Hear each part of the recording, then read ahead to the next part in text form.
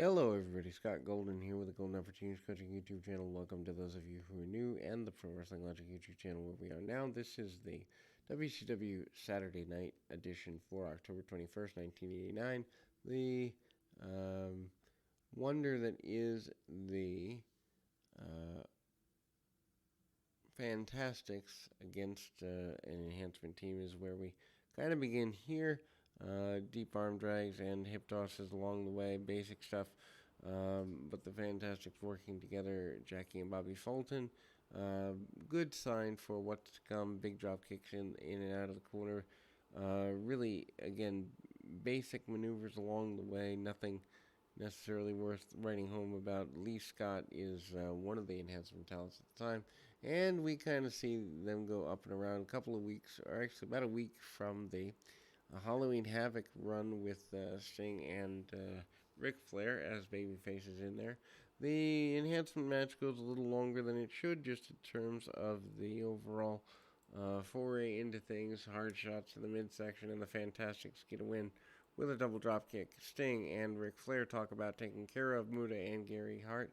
Also, the return of the Horsemen, Ole Anderson in the back there.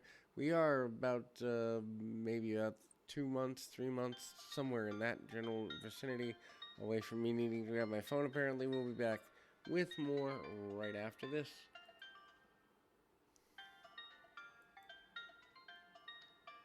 And again, I mean, it's pretty, this time period's pretty basic. WCW been around for just under a year at this point.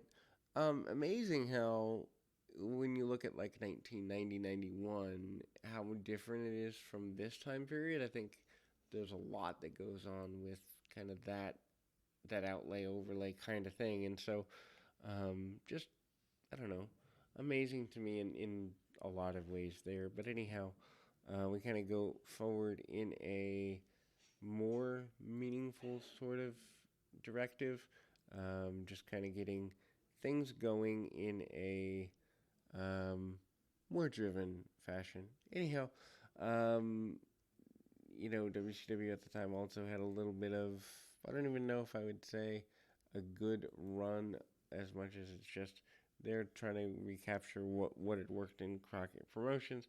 As mentioned, the Horsemen are out there talking about the reformation of the Horsemen. Arn Anderson coming back a little bit later in the year, by the end of the year, 89.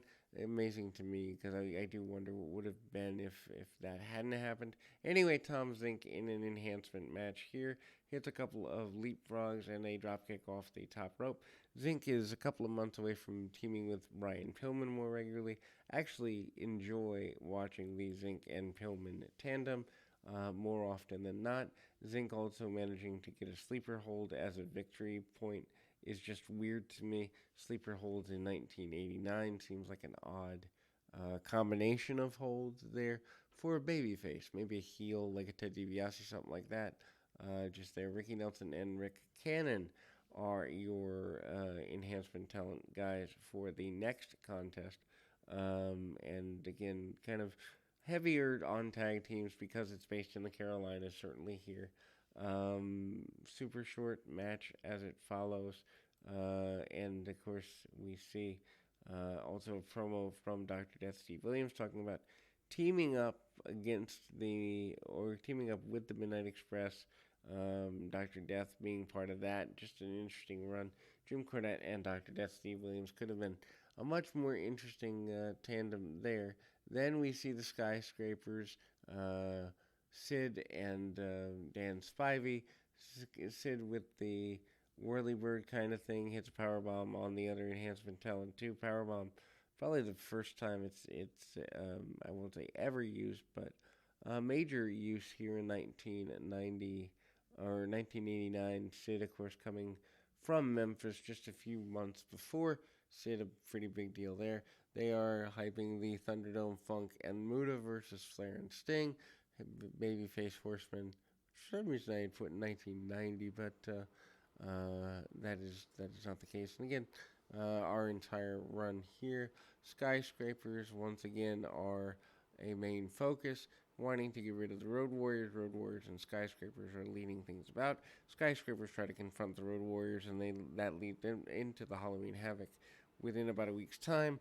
Road Warriors in an enhancement match, basically saying they snack on danger, dine on death, and are going to get rid of the skyscrapers. They like adrenaline, and they are ready to go with the skyscrapers. I don't actually remember whether that full match ever takes complete place or not, but needless to say, the Road Warriors still here in 1989, a major force, and their leaving strikes me as a little odd. Anyway, then we go into uh, Randy Rose and the other part of the Midnight Express. There, big drop kicks under the chin and simplistic maneuvers.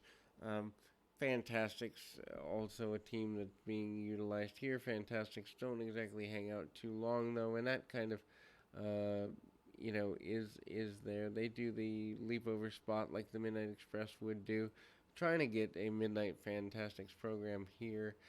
Dynamic dudes out there as well, Shane and Johnny Ace. Jim Cornette managing the Dynamic Dudes, a pretty big thing at the time. And again, Cornette being a babyface manager, I don't know where it was originally supposed to go. I don't know if the cutoff was there. Cornette had tried to mentor them and basically said, hey, this is, I guess, good enough.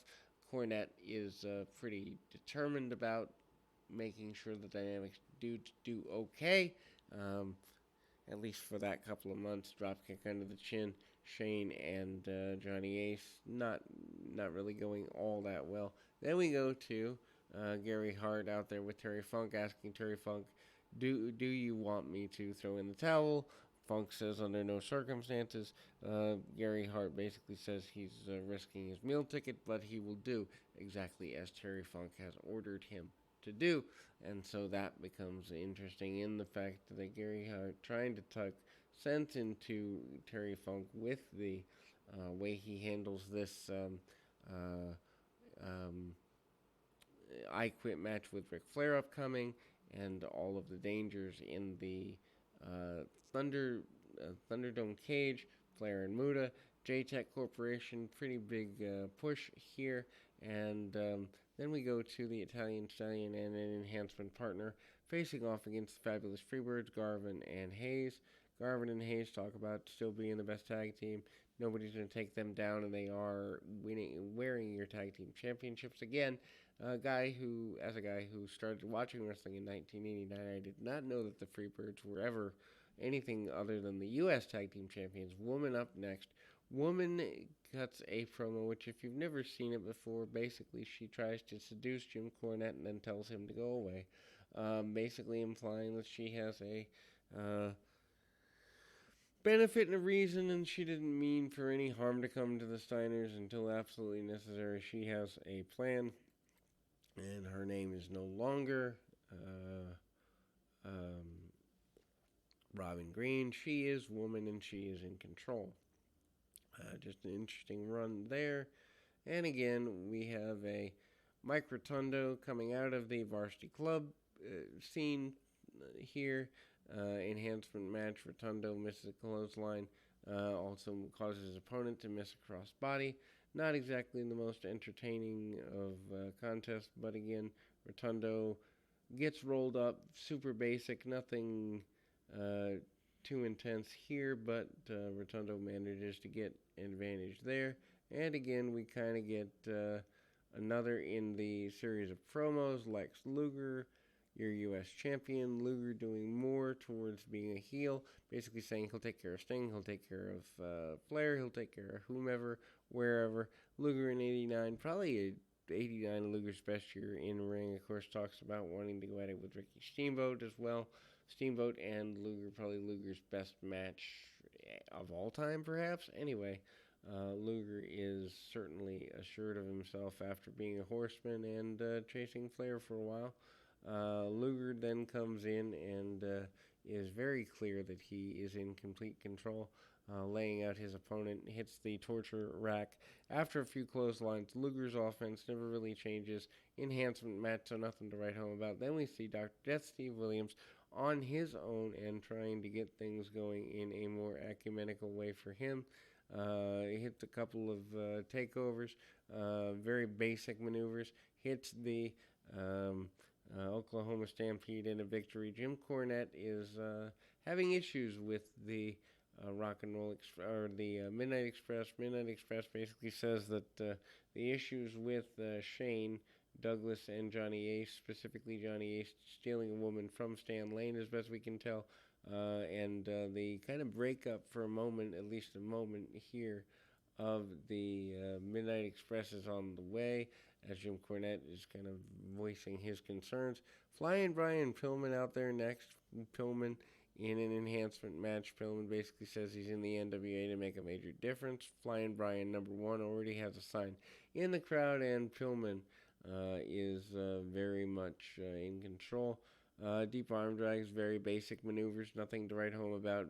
Pillman hits a couple of drop kicks and a top rope drop kick after a few chops. Pillman, though, is a future babyface to write home about, as he is very much given the authority to be a major force in the area at the time. And then we will move forward into our next foray into things after a Steiner Brothers match. Rick and Scott Steiner taking out some enhancement talents, getting them ready for the foray into, and one of the enhancement talents is Tommy Angel, taking them into the foray of the Tag Team Championship hunt, and ultimately they do defeat the Freebirds in the weeks and months to come, as we soon discover. We will be back with more right after this.